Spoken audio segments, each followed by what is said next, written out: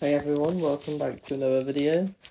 Today we're going to be doing a remaking video of a new... We're going to be remaking a video that I did a while ago, being one of the first videos, actually the Void Rift video, since I don't think I did a pretty good review since it was before I started doing these kind of videos instead of text. So yeah, let's just go in. Actually first, we can look here. So it needs to be level 75 to get it. You earn it by beating the Deep Void, which is in Nightmare. Actually, I can show you, just in case you don't know, because some people don't. So I'll do it the long way, because in case you literally are too lazy to spend 25 gold. Yeah, so you enter this portal here, walk through the Void Colosseum.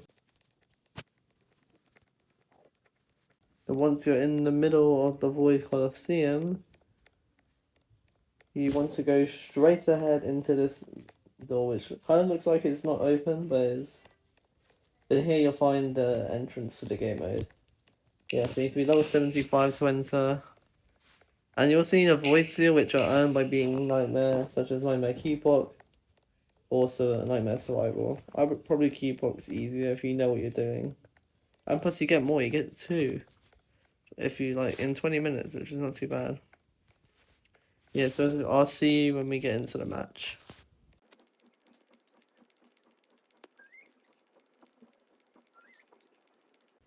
Alright guys, we are now in the match, so let's check it out. As you can see, it costs only 3,400, which is kind of cheap, I'm not gonna lie. Sort of mid-range price. And, okay, there we go. This is what it looks like. Yep, thank you for that. So as you can see, it's got Lord Vokal's skull on this weird base, with a very nice colour scheme, like Nightmare theme, purple, black, not to be racist. Yeah, and then also there's a massive rift in the sky, which is how it attacks, surprisingly.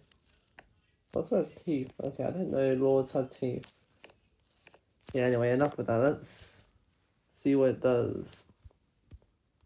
Oh, this is just oh, with the range. Level 1 is kind of bad. Maybe I should have, it's fine. It'll be easier later. He literally just sends a sword from the rift and just kills it. Now, this is interesting. It does percentage damage attacks. So as you can see, that only did 7 damage, even though it had 4 HP. So, this damage, it says 7, that's not his main damage, because if I send something like a Dirt Boss, it's not going to do 7 damage. Okay, come on. Really should have thought about this. Any second now, and he shall attack. It did 39 that time. And the reason is because, as you can see, it says damage percent 20. Because it tries to do 20%, but there's a max, and so for level 1, the minimum damage is 7, the max damage is actually 70. Yeah, so there's really confusing stats, but I'll just tell you the minimum and max damage not to confuse you. So yeah, you can do between 7 to 70 damage depending on what the cube is. So what's a fast cube that I know you can do max damage? Unstable lightning cube. Should do 70 damage, I assume? Or 60. Yeah, so its fire rate is kind of low, 4 seconds. Has splash damage, no idea why. Doesn't really matter. Range 35, which is semi-decent. Metal sight, of course, because every tower has metal sight level 1. No shadow sight though, and for some reason it never gains shadow sight. Has stun immunity though, which is, I believe it was the first before other towers received it, and balance changes. Its damage percent is 20. I don't know how to calculate that. Its max damage percent is 1000%, which sounds like a lot. Let's just get to level 2, which is the Abyss Awakens. Nothing really changes in looks, except now there is a eye or a void seal. Yeah. Minimum damage is 12, max damage is 156. Fire rate stays the same, gets more splash damage, which kind of doesn't matter. Gets a tiny range increase to 40.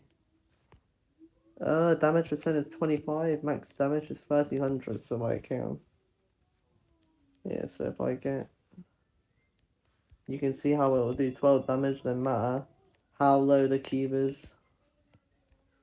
So yeah, the weakness of this tower is actually low HP cube, since it will be forced to super low damage, yeah. 12 damage, and if we get like,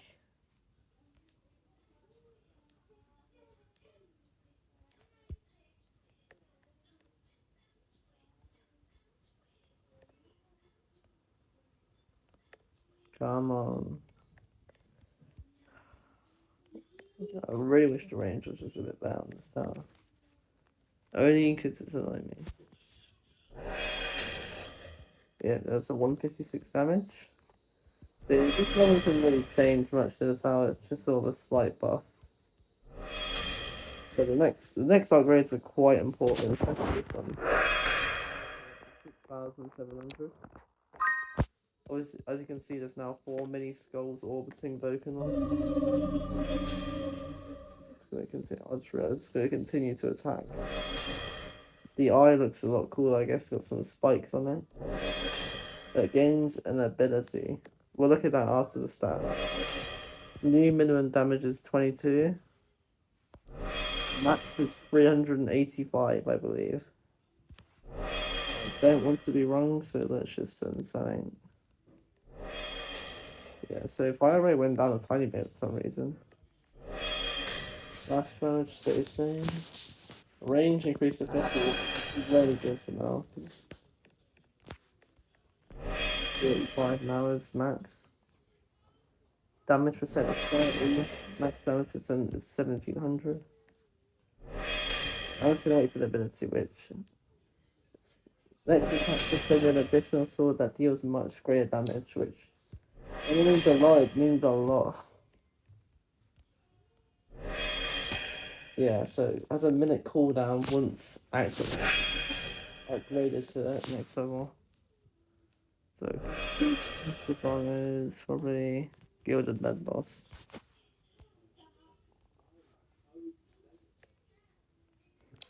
Yeah, should activate now. So you can see it has a minute cooldown. There you go, I'll show you what happened. 1,925. Only level 3. Each upgrade increases it by a lot. So yeah, not bad. It's a pretty important upgrade.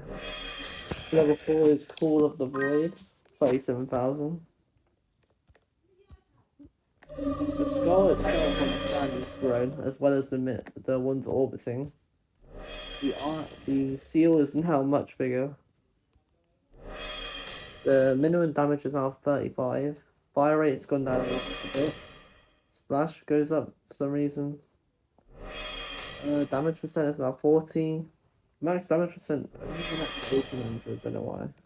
As you can see, the max damage on it now is 6,000, which is insane. Still has Power Sword though.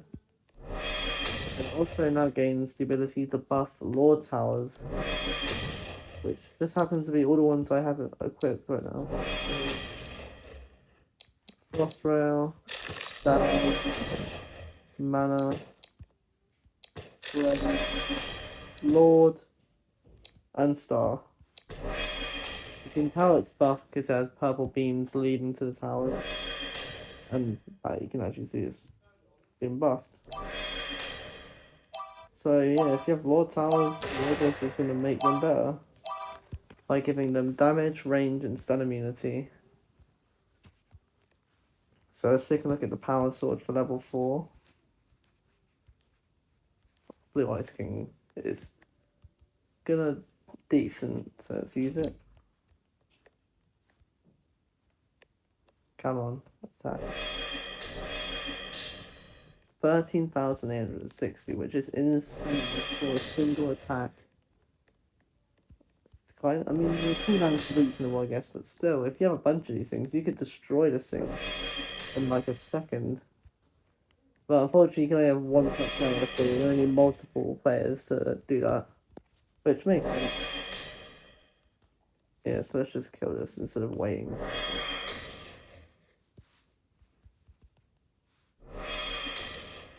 Right, the final upgrade is called Vulcanal's Eye, which is very expensive. 135,000 without a camp. This used to be kind of expensive, then Fabricator kind of just made fun of it by making it more than double. So as you can see, the upgrade is called Vulcanal's Eye, which actually adds Vulcanal's Eye as the attacker. Base looks insane, a bunch of spikes. These weird rotating things. Even, yeah, so let's look at the main stats first. Minimum damage is 50, which is kind of good. Fire rate went down to 3. Slash is now 22 for some reason. Bit of a range increase, 65 without a camp. So pretty much with a camp, you're going to be covering the whole map most of the time. Damage percent is 50. Max damage percent is 2000. Insane. I believe the max damage is around 1000-ish. Where's a good key? Where's the Rubik's boss?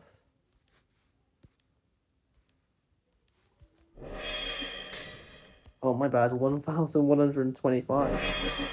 And the buffer stats are a lot better, being 25% damage, and also gaining 10% fire rate boost.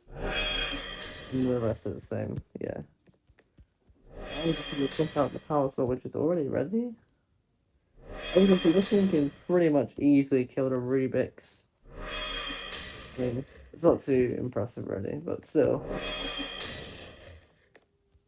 Still not lower than that. I thought it dropped by now. So this tower is just insane. Definitely worth using. Can you kill this thing, please? Let's test it on. Be quiet. The Enchanted Rubik's pretty good. I'm curious if it can actually solo the Enchanted Rubik's. Come on, one more hit. Right, let's see. Power sword damage does 31,500. That is insane. For a single attack. And for a minute, that's not bad. I think it pretty much did half itself. 32,000 would be half. Let's just, for the final test, let's see if it can. Well, it probably can, because its power sword alone will probably one-shot it from here. But let's just watch it destroy the Enchanted Rubik's Cube before we outro. I mean, if you want, I can show you. I haven't done a video on this yet, let's not do first. Let's just see how Blaze 4 looks. If you want to see the insane buff stats it gets, we can also do the Star and the mana. I haven't done the towers yet, so I'm not showing them off yet.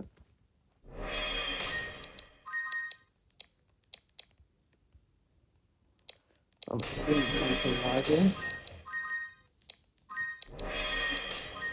Yeah, so also I forgot to mention, the power second stack with Voidress buffs. So technically you can get up to 45% extra damage and 35% fire rate. Yeah, so the mana gets 428 extra damage, which I don't know what that means. What about the others? Lord gets 7 extra damage. Star gets 2. Blazer gets a massive 115. So as you can see, the buffs do actually help a lot. Yeah, so that's the Voidress tower for you. Oh yeah, we can see its damage here. 1,300, that's a pretty good increase. So yeah, it's an amazing tower, definitely get it.